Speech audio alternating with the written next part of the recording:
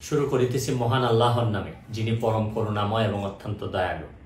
আপনারা যারা আমার ফ্যান ফলোয়ার আছেন, বিভিন্ন সময় বিভিন্নভাবে আমার উপর কষ্ট পেয়েছেন, তাদের উদ্দেশ্যে একজন সাবেক এমপি হিসাবে আমি দুটি কথা বলতে চাই।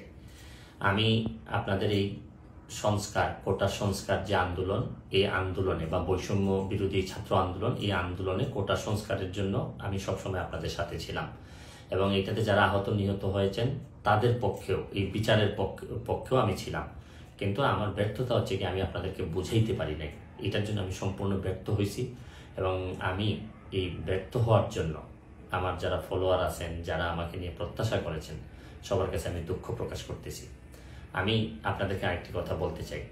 এখন যে কাঠামোগত সংস্কার আপনারা চাচ্ছেন, দেখেন এই সংস্কারের জন্য আমি বহু বছর আগে থেকেই কাজ করে যাচ্ছি। আপনারা দেখেন এই দুর্নীতির বিরুদ্ধে যুদ্ধ গত 15 বছরে আপনারা যে 2-3 জন মানুষ দুর্নীতির বিরুদ্ধে সোচ্চার ছিলেন, এর মধ্যে হয়তো আমাকে একজন আপনারা পাবেন। আপনারা জানেন যে আমি এস আলমের বিরুদ্ধে নিজে বাদী হয়ে মামলা করছি টাকা পাচারের জন্য।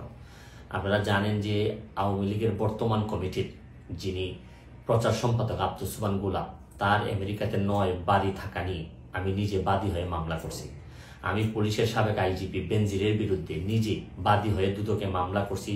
মহান সংসদে আমি তার বিরুদ্ধে বক্তব্য দিছি। মতিউর যে কর কমিশনার মতিউরের বিরুদ্ধে আমি মামলা করছি। আমি সালাম মুর্শিদির বাড়ির নিয়ে মামলা করছি। আমি সালাউদ্দিন, কাজী সালাউদ্দিন যে ফুটবলের দুর্নীতি নিয়ে আমি কথা বলছি। ওসি মুয়াজ্জেমের বিরুদ্ধে আমি নিজে মামলা করছি, করে তার 8 বছরের সাজা হয়েছে ডিজিটাল নিরাপত্তা আইনে। আপনারা জানেন যে জীবনে যত ঝুঁকি ছিল, আপনারা জানেন যে এই কোটা আন্দোলন শুরু হওয়ার 2 সপ্তাহ আগে আমি প্রেস কনফারেন্স করে বলতে বাধ্য হয়েছি, আমি জিডি করছি যে আমার জীবনের উপর হুমকি আছে এইসব দুর্নীতির বিরুদ্ধে প্রতিবাদ করতে গিয়ে। সুতরাং আমি এই যুদ্ধে সবসময় চেষ্টা করছি।